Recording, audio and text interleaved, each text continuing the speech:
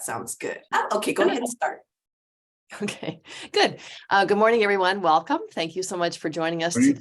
It's 10:03 according to my my clock on my computer.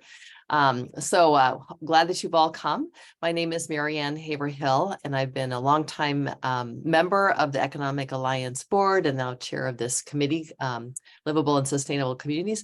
I'm also the executive director of the Community Foundation of the Valleys, and we seek to inspire philanthropy both in the San Fernando Valley and Santa Clarita Valley. So if you can give us your name and the organization that you represent, that would be awesome. So I guess on my screen, I'll go to Jim.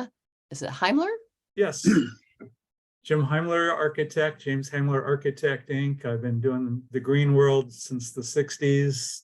Started recycling with 3 other people for the California and everywhere else in the late 70s, and continue to keep trying to change the planet. Yes. Okay, great. Well, Forrest, I know that we have something in common, at least our last name. So anyway, would you like to introduce yourself? Absolutely. Thank you, Marianne. So my name is Forrest Hill. Good morning, everyone. I work with Bank of the West, soon to be BMO. And I'm also on the board for the Alliance. And this is actually, I think, my first time joining this committee meeting because I sit on another one. So excited for meeting everybody today. Thank you. Right. Thank you. Jess. Good morning, everyone. Jess Tirado. I am the Community Development Officer at Citizens Business Bank, and happy to see all of you and be part of this meeting. Great. Stephen. Hi, Steve. My name's Stephen or the other one? Oh, I'm sorry. We have 2 of you. Wait.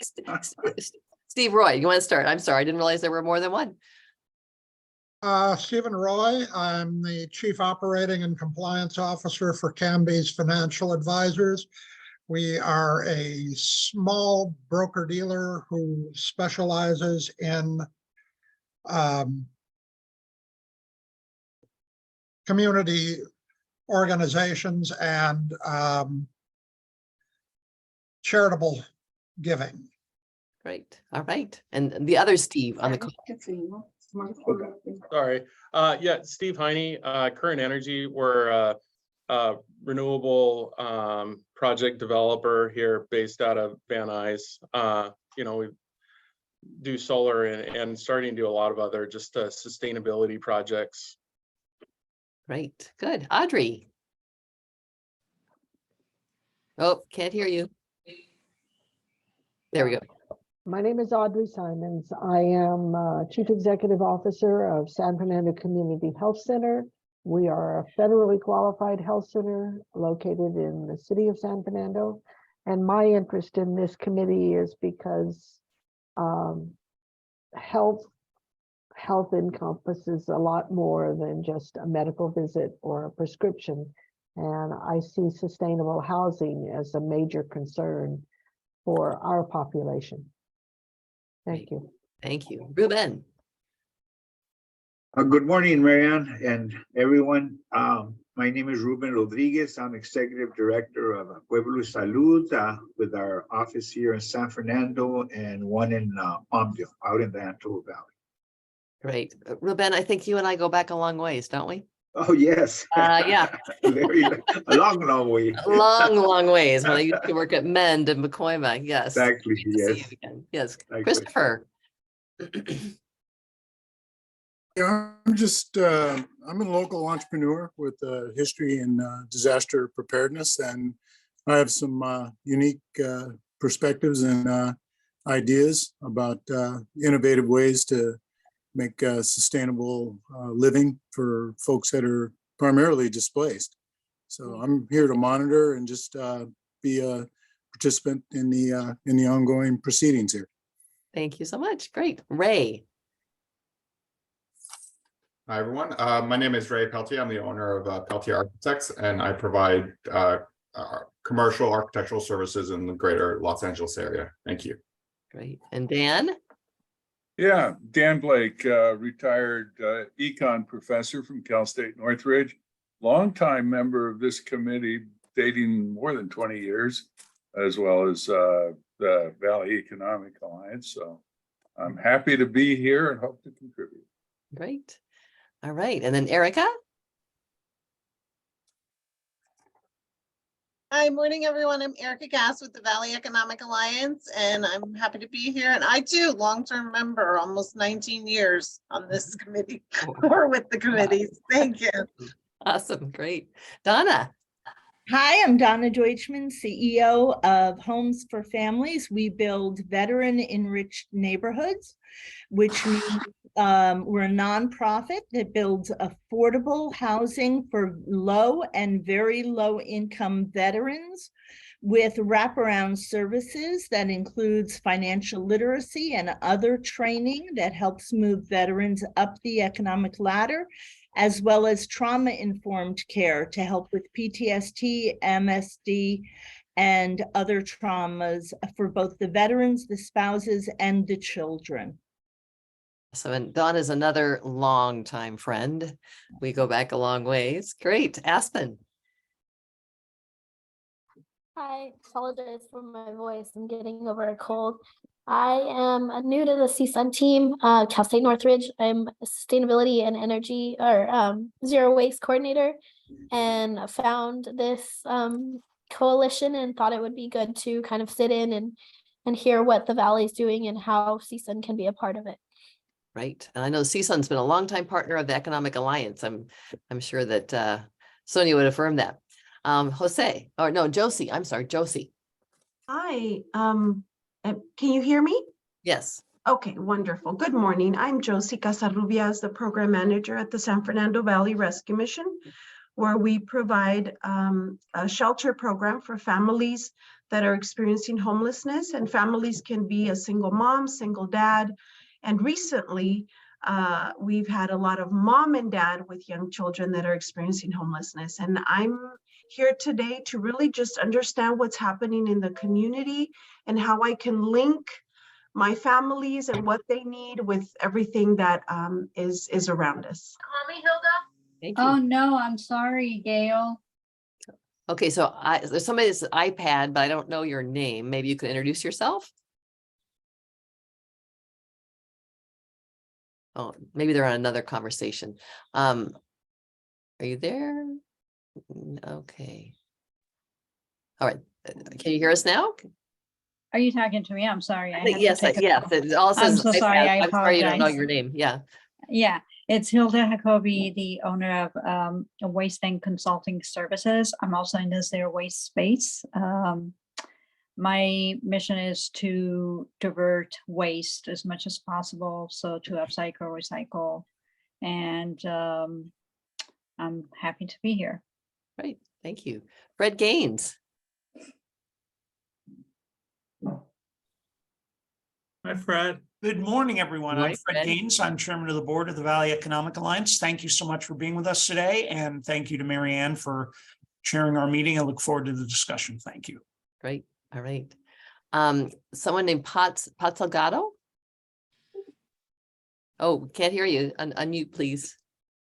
Yes, good morning. I'm here for the first time visiting, and although I'm not in the field of economics or sustainability, but as a therapist in the educated in with psychology and social work, I have my own company, Be Well Professional Services, and I care about the communities, communities that not only need assistance emotionally and mentally, but also how do we improve our communities because we live in them. And so I'm either in the San Fernando or Los Angeles areas. And so I believe in improving and everybody getting to know each other and making it better for everybody. Great. Well, thank you for joining us. Sandy Sanchez.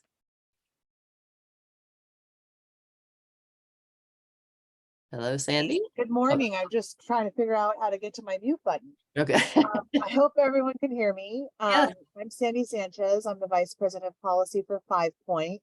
We are a community developer in the northern LA County unincorporated region, just adjacent to the city of Santa Clarita. And we are building a net zero community, which means we are working to achieve a zero greenhouse gases, both during construction and the actual operations when homeowners are physically living there. so that we create no new greenhouse gases, and we offset whatever we do create. So it's a big goal, but you know, we're doing everything from EV chargers in every home, rooftop solar in every home, you know, a lot of sustainable programs to get to zero greenhouse gases. So I'm very anxious to see what this group is doing, because it's very exciting work. So appreciate being able to join the group. All right, thank you, Sandy. See, is it Cloma? Oh, Chioma. Oh, hi, it's Chioma. Hi. I'm I'm driving, but I'm with the Los Angeles Economic Development Corporation. I'm with the SURF program, the Community Economics, Resilience Fund. And we have a few partners that are located in the Valley, but SURF is all about helping LA County transition to this carbon neutral economy. So I'm here to observe and glad to be on the call.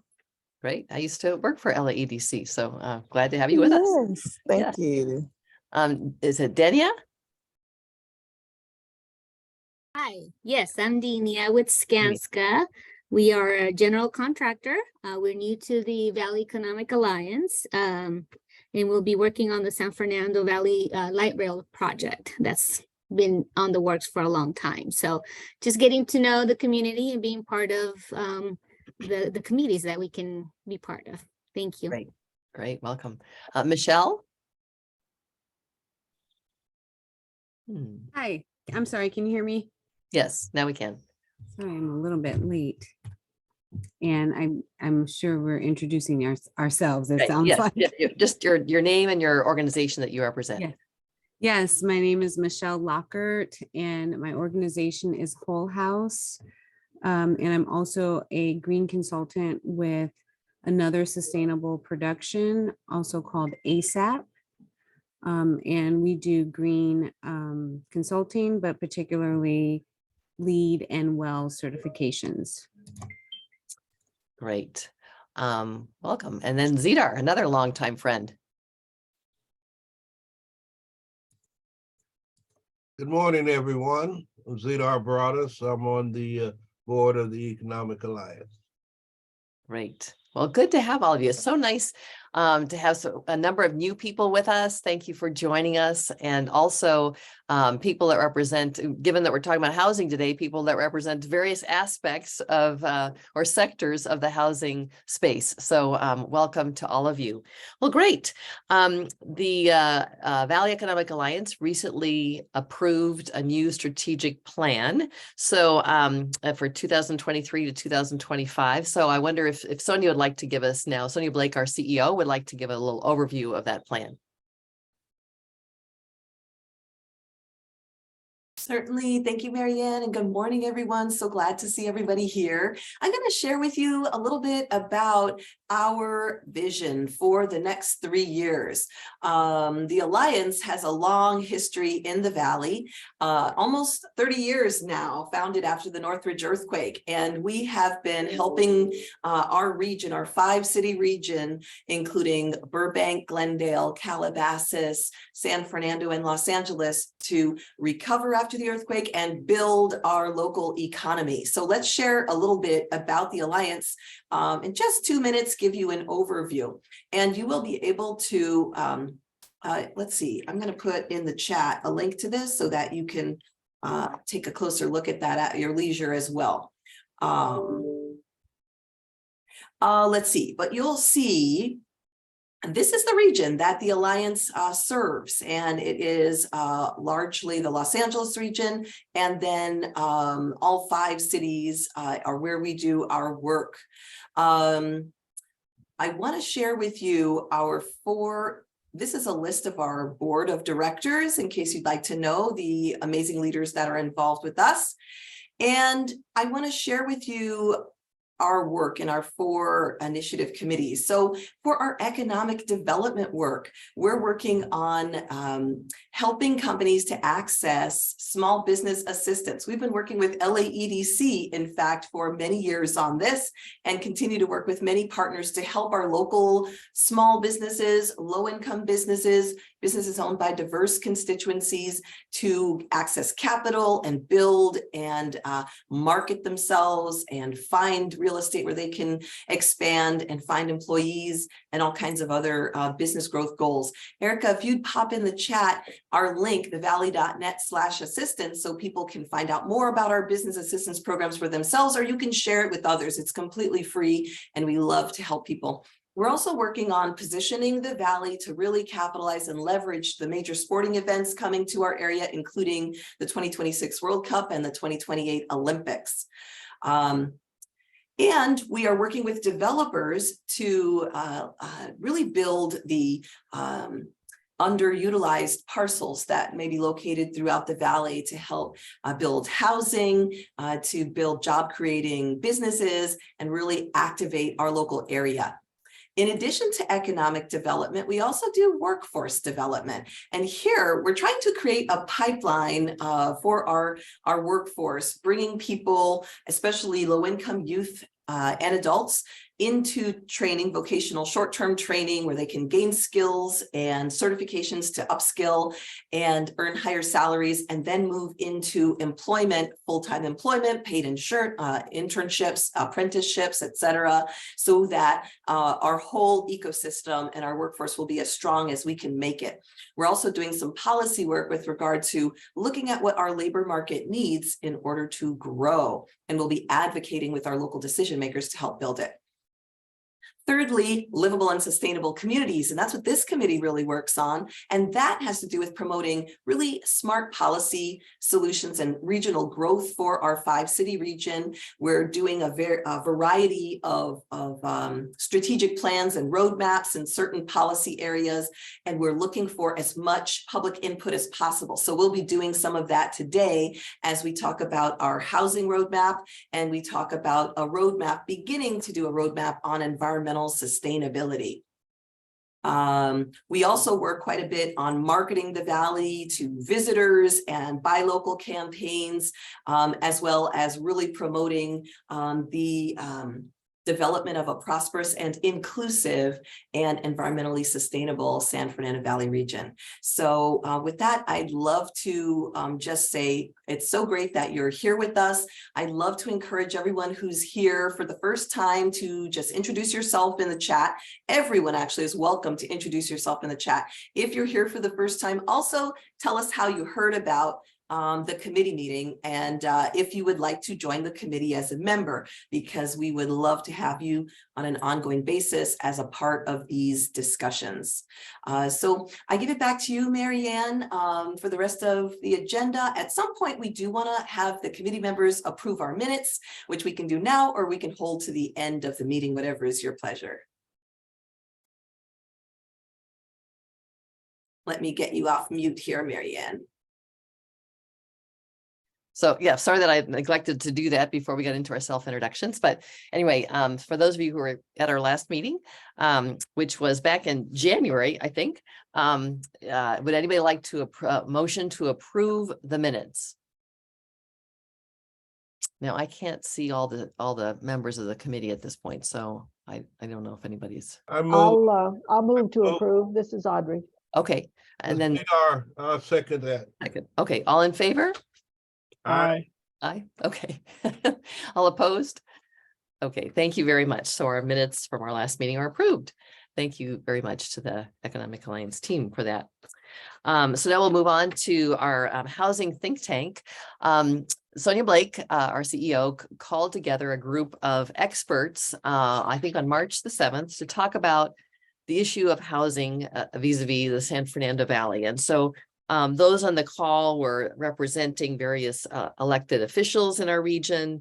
We had people that were from economics, housing planners for the various cities that are a part of our of our region and various government entities and so on, and some private developers and some nonprofit developers and so on and so forth. So as a result of that discussion, we came up with this roadmap, if you will, that Sonia sent out. Now, did everybody get that ahead of time? Sonia, I know that I did, and I didn't pay attention to whether that was sent out to the whole group. No, actually, you know what? We're going to share that on the screen here in Okay. draft form All right. and be able to send it out once it's a little bit more finalized. Okay, all right, great. So the group came up with a series of priorities that you can see noted there. And since some of you may be looking at this for the first time, I'll just quickly go through these. Build more, number one, build more housing at all levels to make housing more available and affordable. Number two, prioritize workforce housing for, quote, the missing middle, which is not being addressed with current policy. As we all know, there's a lot of focus now on the unhoused, which is a critical need. I think BizFed, Business Federation of LA County, had identified homelessness as the #1 issue that business people are concerned about. So certainly we need to provide housing for those that are unhoused, but if we want to retain employers and attract new employers to the region, we need to have housing that's available for that missing middle class folks. Number three, increase housing density, especially along major corridors, potentially incentivizing communities to support density and mixed use projects while maintaining renter protections to avoid displacement, which is also a big concern. Number four, advocate for federal and state agency funders to streamline applications and reporting. As we all know, it takes, for those of you that work in the housing space, you know how long it takes to get approvals for the various projects that you're working on. Number five, take a regional and collaborative approach to funding initiatives to address housing and homelessness. Number six, house the unhoused immediately in emergency shelter. Number seven, ensure adequate mental health services in supportive housing. And number eight, increase assistance and protections to keep people from falling into homelessness. Because that's part of the challenge right now. We're moving, as I understand it, 200-300 people out of homelessness every month in the Valley, but then more people are falling into homelessness, often because of the high cost of rent or other housing needs. So at any rate, do you want to comment on that, Sonia, any further as far as these priorities? Oh, no, thank you, Marianne. You did a wonderful job synopsizing them. It's a great time to pause and see if there's any input for additional priorities before moving on to recommendations. Sure. So I'd like to open that up to the group. Yes, it looks like, Jim, did you raise your hand? Oh, unmute yourself.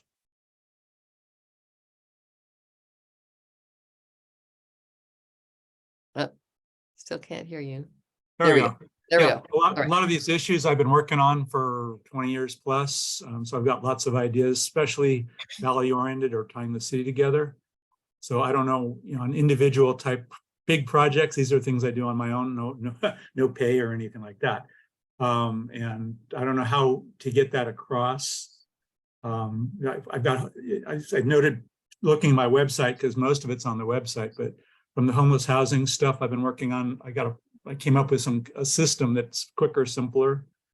But when you're looking at this on the priorities, I was looking at helping tie the city together. So I've got concept to take the valley and the city and kind of integrate it, as opposed to right now they're actually totally separate.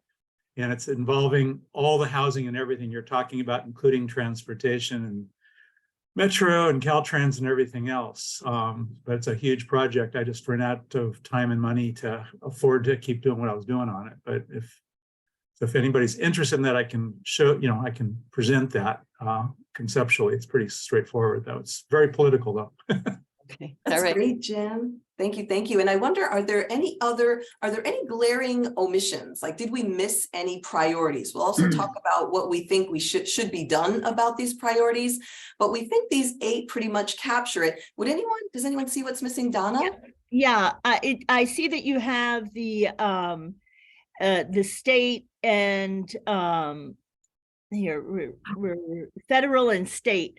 What's missing here is the city and the whole regulatory process. And we aren't looking at how to advocate for more simple and expedited regulatory and permitting processes for the builders, which I think is critical. Absolutely, absolutely. Okay, we'll more clearly, yeah, we'll articulate that. Well, that'd be Thank you.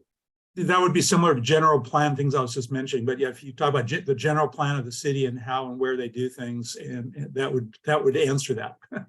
Yeah, but just referencing the city in addition to the federal and state. Yes. Okay, Yeah. great. And also the regulatory processes, because that's a massive thing. The other thing is, frankly, working with the regulatory processes on all the barriers that are being put into play.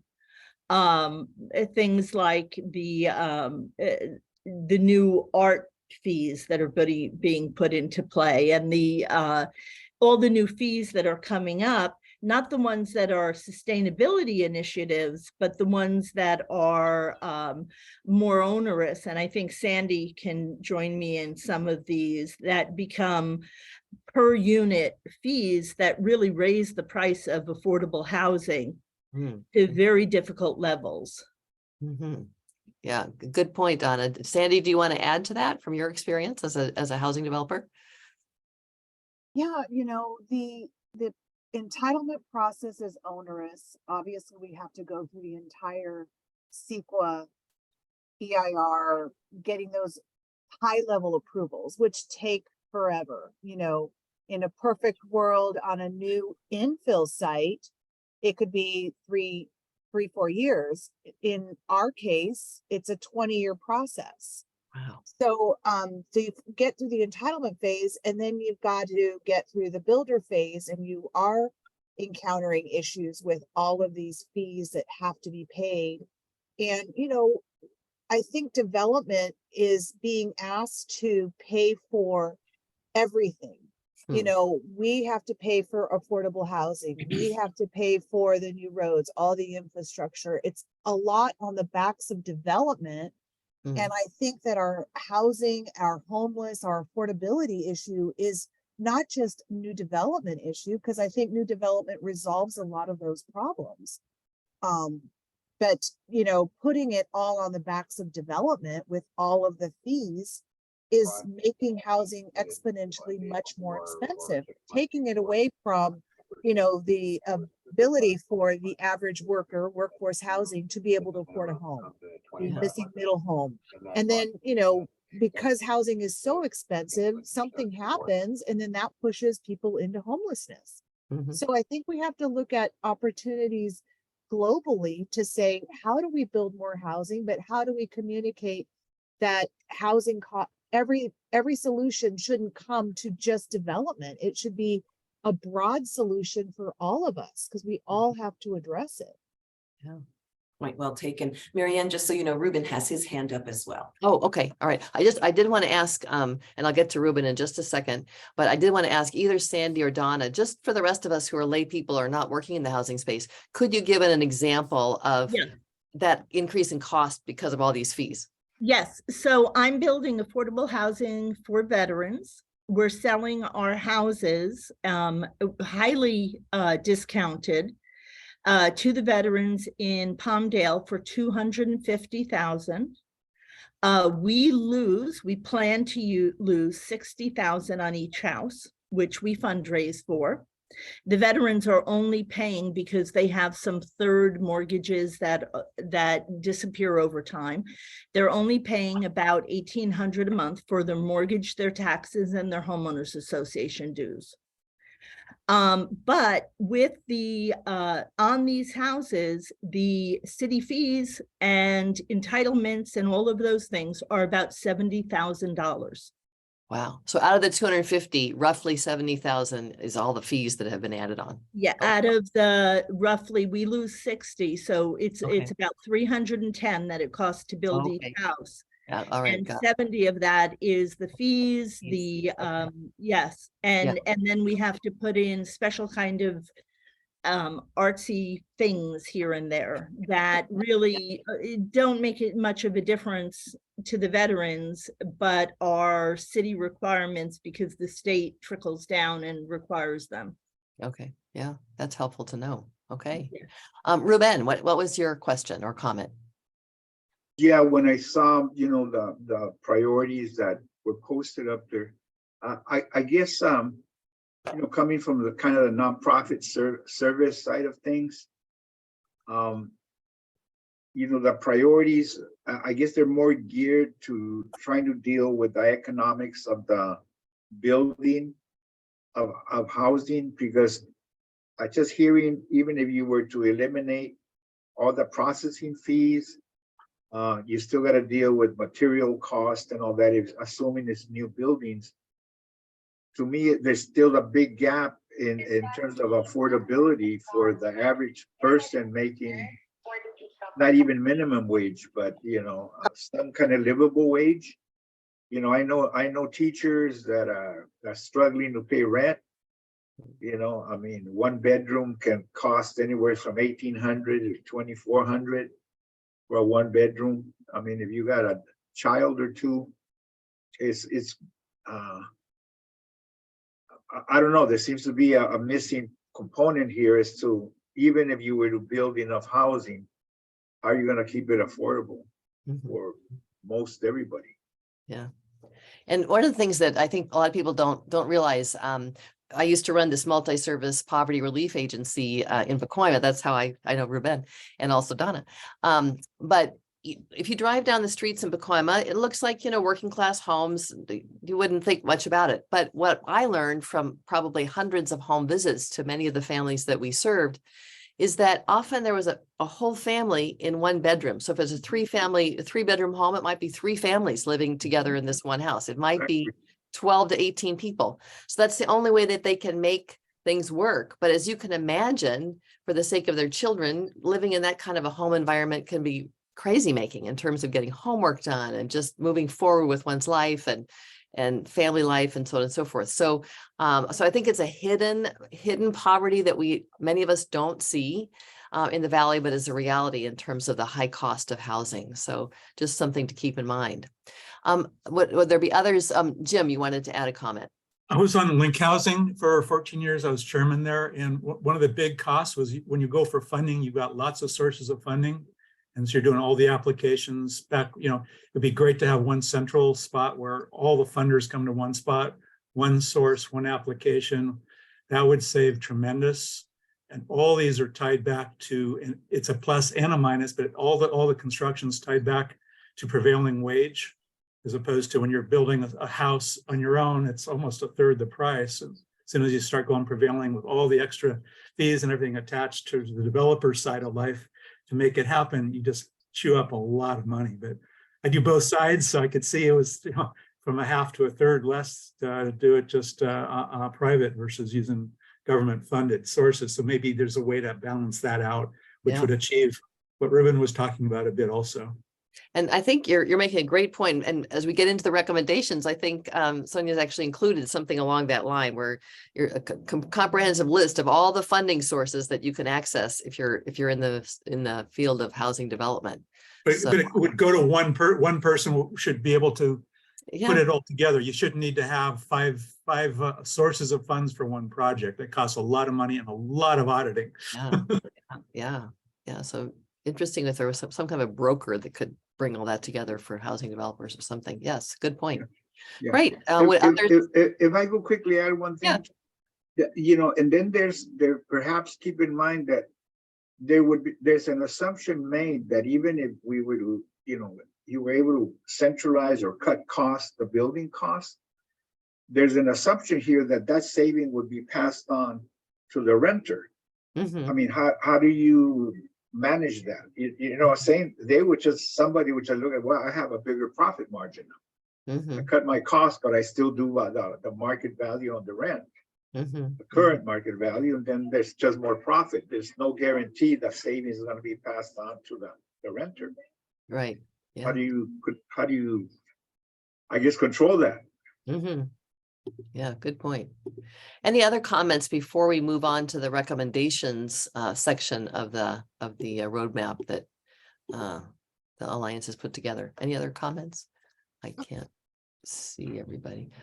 Comments? Yes. This is Pat Salgado. Regarding 6 and 7, your priorities. think, Yes.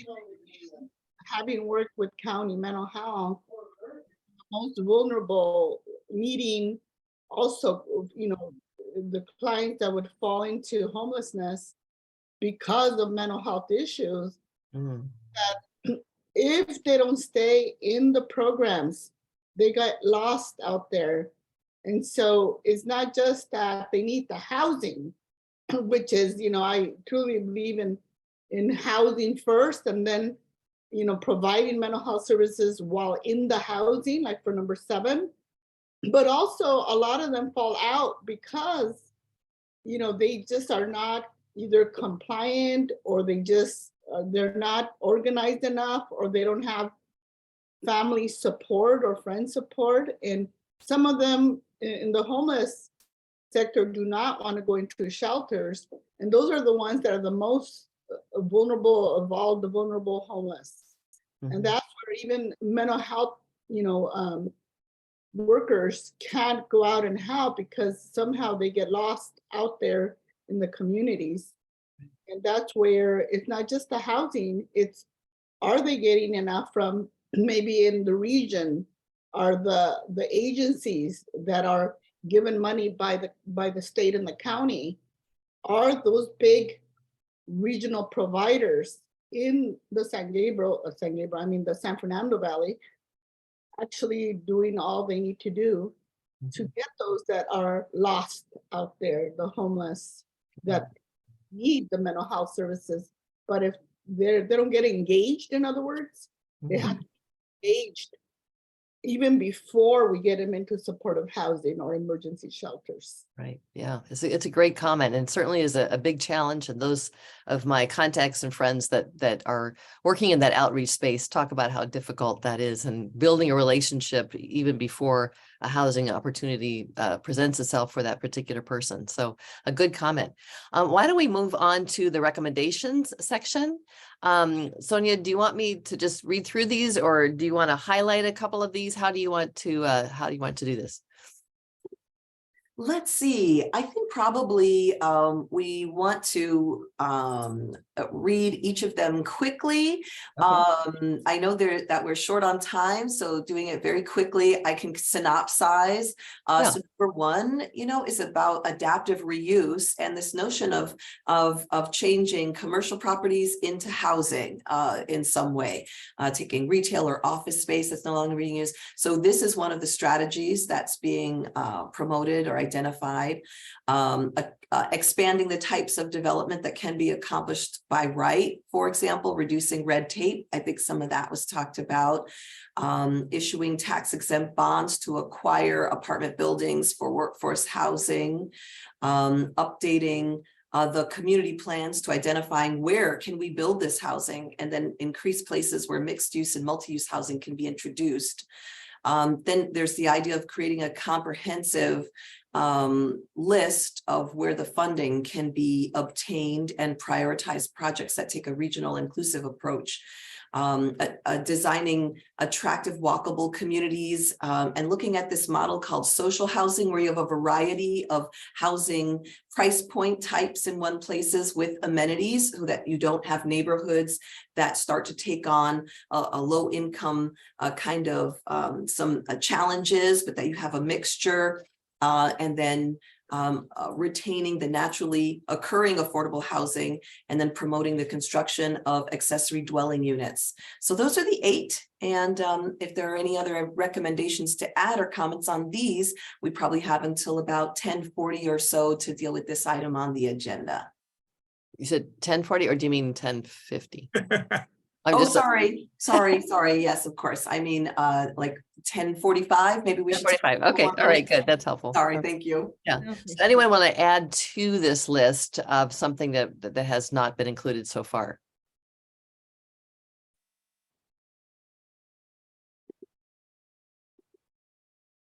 Not being as familiar and with this group, and this is all fresh, first time I'm looking at it, but what do you guys think about a recommendation is to just really work on streamlining the CEQA and the permitting process, because that system is broken almost in every single jurisdiction. Right. And, you know, we have little bites at the apple with legislation and little changes that various jurisdictions make, but I think a comprehensive, you know, CEQA streamlining process with an emphasis of, yes, we want to protect our environment, but we need to figure out how to balance that with moving things forward. I mean, AB 900 gave stadiums a streamlined process. And then we did it for the schools. But what about housing, where we're in such an emergency to house the unhoused, to provide affordable housing? Yeah. So I just think that that's a key element that we need to take a look at, and I'd be open to hearing more about it from this group. Sonia, it's a great point, Sandy, and it could be that, you know, there's all these things we could do, but if this was the one thing we could focus on, maybe that's something that the group would consider. But Sonia, let me ask you, it seemed like I had heard that there was a small committee within the Economic Alliance that was sort of working on some of that stuff, or Yes, that there happening? is. As part of our economic development committee has a subcommittee on development permit reform, and they're going to be meeting in a couple of weeks. So Sandy, I will add you to that so that you can help us drill down into the details of what exact changes we'd like to see made. We do have all 5 of our city mayor office and building and safety offices. We have their ear and we can suggest changes, but we need to get specific with them. And so we can do that. Actually just met with the new deputy mayor of economic development yesterday of the city of Los Angeles, Rachel Freeman, and told her that's one of our 3 top priorities. So that's definitely on the radar, Sandy, and we would love to get your specific ideas at a later date about that. So we'll definitely follow up with you on that. And when you talked to Rachel Freeman, did she seem open or receptive, or like, yeah, we've been talking about that, we need to do something? What was her response? Very open. Very open and eager to hear, you know, how we would recommend doing that. Good, great. Now somebody else was, Sandy, go ahead. Yeah. I can join too. Yeah. Yes, wonderful, Jim. Thank you. I'd like to ask about the naturally occurring housing. Are you talking about inclusionary housing? I don't have the details of what specifically our think tank meant with regard to that, but I'd love to know what you think it should be so I can take that back to the policy experts. Okay, so there's typically what cities impose is called inclusionary housing, where they ask a builder, or they have an inclusionary housing ordinance that says if you're building 70 units, 15 of the units, I'm just making up numbers, this isn't necessarily the right proportion, 15 of the units have to be affordable. And that runs into serious problems. And let me tell you why. They say that if you're building 2,500 square foot or 4,000 square foot homes, 15 of them have to be affordable homes. Then a builder might come to a nonprofit like us and say, we have a great deal for you. If you build these 4,000 square foot homes, you can have them for your affordable people. Well, we can't afford to build 4,000 square foot homes. We build 1,600 square foot homes or 1,400 square foot homes. And we can't afford to sell them for $250. So what we have to reject the deal. And not only that, but if we move a low income or very low income veteran family into that home, they can't afford to maintain it. So they go under very quickly. And it's basically a disaster for everybody involved. The builder can't afford to build it. The family can't afford to live there. And a lot of these homes remain empty for years, and it's a loss situation. So I'm very much, as a nonprofit, against inclusionary housing unless the cities can be more thoughtful and say to a builder, use this percentage of your land to build appropriate affordable housing. Good point. Okay, wonderful, super helpful. Yeah. You know, so I think that we have to be very thoughtful about what we're supporting. Yeah. We'll talk more offline, Donna, to drill down into that and definitely get to the details. This has been very helpful to get everybody's input. If you think of anything else, I'll put my email in the chat here so that we can continue the conversation. Great. Yeah, some very good comments, and it could be, Sonia, just one thought.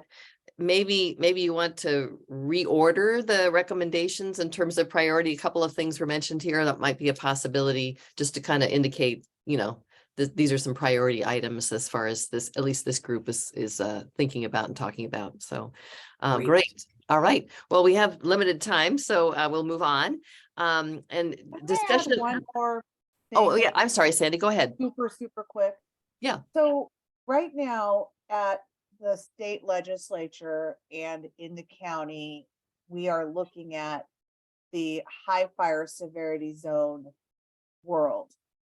And this is going to take a lot of, you know, potential housing that could come off the market because you won't be able to build in these zones.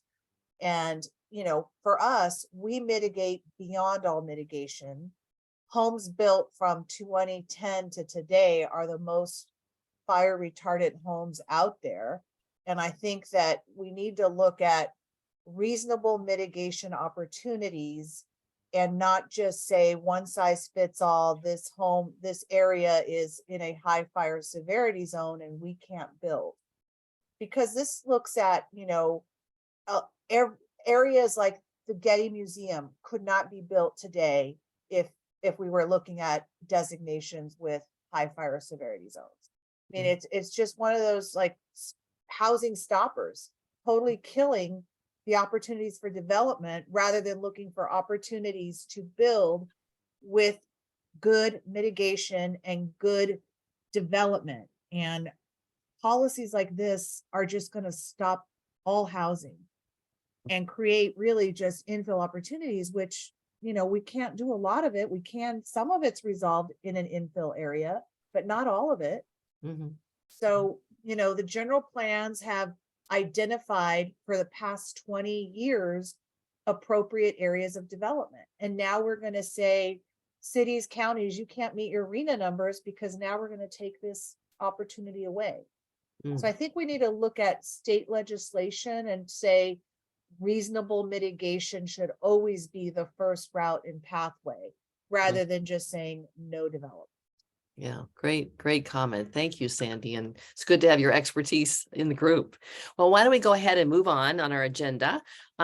Discussion of community plans. Sonia, maybe you want to take it from here. I don't know if you've invited people from the various cities or if you're going to highlight those for us or what you'd like to do.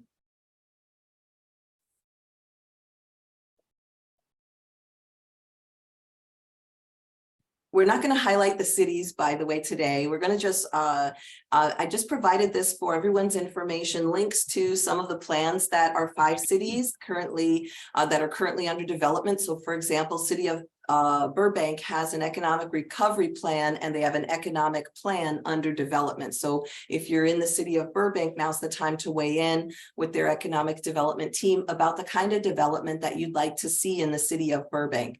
And you can email me to connect you with the people there. City of Calabasas, here's a link to the general plan and master plans. I know we have Dennis Washburn on here from City of Calabasas.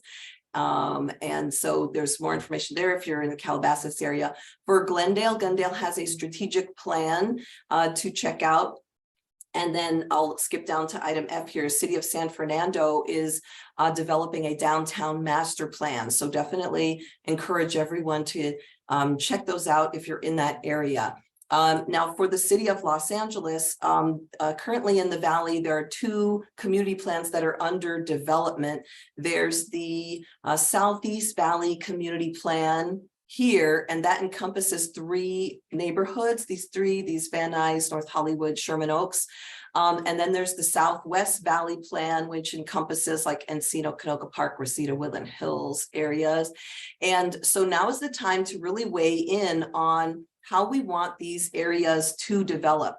Now, we're already at 10:52, and I want to make sure that we spend time on the sustainability think tank and give Steve Heine a chance to be able to talk about that a little bit. But I do want the group, the committee, to be thinking about the guiding principles that go into these community plans. And I encourage you to email me if you have thoughts and suggestions for when you think about the areas that the region and the neighborhoods that you're most interested and concerned about. These are the guiding principles that guide community planning, accommodating anticipated growth for inclusive and equitable and sustainable and healthy neighborhoods, right? Promoting the types and mix of housing available. So think about the regions that are on your mind, and do we have the right types of housing or enough of the different types of housing? Protecting the type of growth and development, supporting walkability and great quality of life, strengthening key employment hubs and creating jobs where we need them, open space and fostering healthy environments, and then mobility, thinking about traffic flow and where, how we move around these places. So I want to just get a good, robust conversation going in the chat while we have Steve Heine move on and talk to us a little bit about what we're doing with regard to energy and sustainability. Great. Well, thank you, Sonia. I see that Dennis has his hand up, but I do want to make sure we give time to Steve since he was asked to give a report today. So can we come back to you, Dennis, at the end, or can you write in the chat? Just to talk about the need for a look at housing technology and cost per square foot impacts on all of what we've just talked about. I just wanted to interject that. I'm done. Thanks. Okay. All right. Thanks. All right. So Steve, we have two Steves, so we want to make sure it's a Steve Heine that's going to be speaking now and sharing with us about energy and sustainability. Thank you for joining us today. Great. Thanks, Marianne. So Sonia had reached out to me a little while ago and said that, hey, I think that there's maybe some more that the Economic Alliance can do, and trying to forward, sustainability in the form of energy and efficiencies. And so we are trying to now start a committee to address those issues. And the issues that we want to address are water conservation, energy efficiency, reducing carbon, climate change, and waste management. And so my company, what we do is, we were primarily a solar developer, but have gotten really more into some of the more energy efficiency side of the business as well. And so I'm pretty familiar as far as the energy side goes, and I'm really looking forward to working with some of you other out there that understand some of the other aspects of efficiency better than I do. And so, the water conservation side I know is a really important item. I know that there's a bunch of ideas out there, and I actually worked in Mexico for 5 years, and the way that they had treated some of the waste and water is kind of unique and different to the way we do it here, and in some ways better, in some ways worse. So I think that there's a whole bunch of ideas that could be that we could come up with here that hopefully we could forward this issue, because I know that in a lot of these areas it's heavily policy influenced, and so the more we can influence the policy to provide a better living for all of us, then I think the more effective it'll be, and the more sustainable of a community that we can create here. So I'm really excited to try to, do what I can to try to forward this issue. And I look forward to, working with the rest of you that, we can figure out how we can move this forward and create a better life for all of us here. Well, thanks, Steve. Certainly important work that you're doing. Is there an upcoming, I know there's a number of people, it looks like, from the chat and from introductions that might be interested in coming to your committee. Do you have a date set or a time, or? We do. Now, the sustainability think tank is for policy experts in particular who have some of the solutions, who have the ideas. This is the committee that those ideas will be brought to, much in the same way we brought the housing ideas once the think tank figured them out. The think tank will be meeting in early May, as Steve mentioned, and then we'll bring those ideas to this team. But if someone is a leader, a thought leader, and a policy expert, researched in this area of sustainability that Steve mentioned, then they should definitely email me, and we can get their expertise into the document so that we can bring that here to the committee, if that makes sense. Okay, great. Sounds good. It looks like Dana has a comment or a question.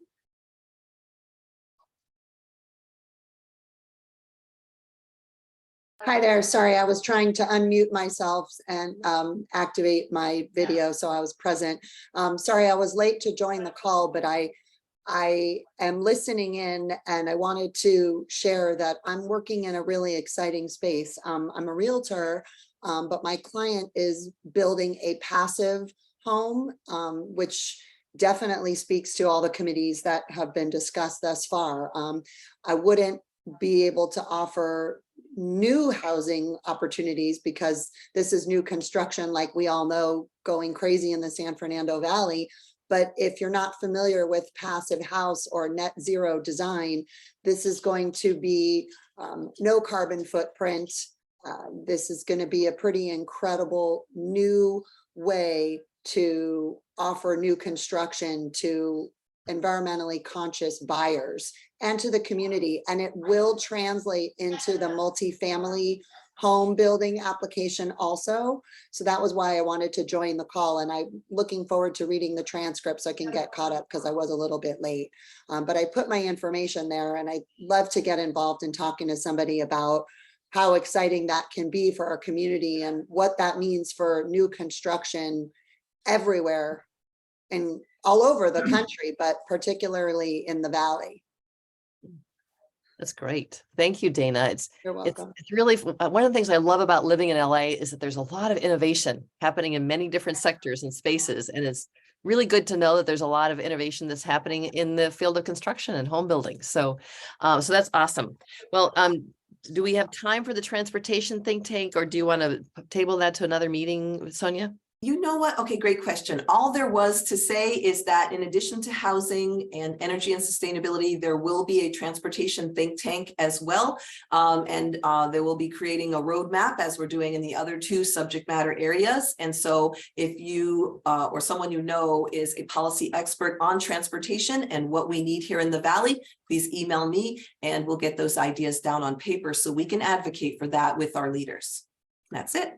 Awesome. So we see these roadmaps as being tools that will help us engage in conversation with elected officials and government administrators and various agencies and so on. So it'll be really helpful to consolidate what we have. So now Sonia, when you finish this document, because I know it's kind of in process with edits being made, is the plan to send it out to the committee? I know we're not meeting till July, but just sending it out to the group to see what it looks like once it's done. Yes, absolutely. And get feedback. Okay, great. Awesome. Well, thank you so much. It's 11 o'clock. We want to honor our time, and I'm one of those people who has to get on to another meeting. So thank you very much for joining us. We had a great group today. Appreciate all your good questions and comments, and we look forward to seeing you again in July or maybe some other Economic Alliance meeting in the meantime. So take care, everyone. Bye-bye. Thanks so much. Bye-bye.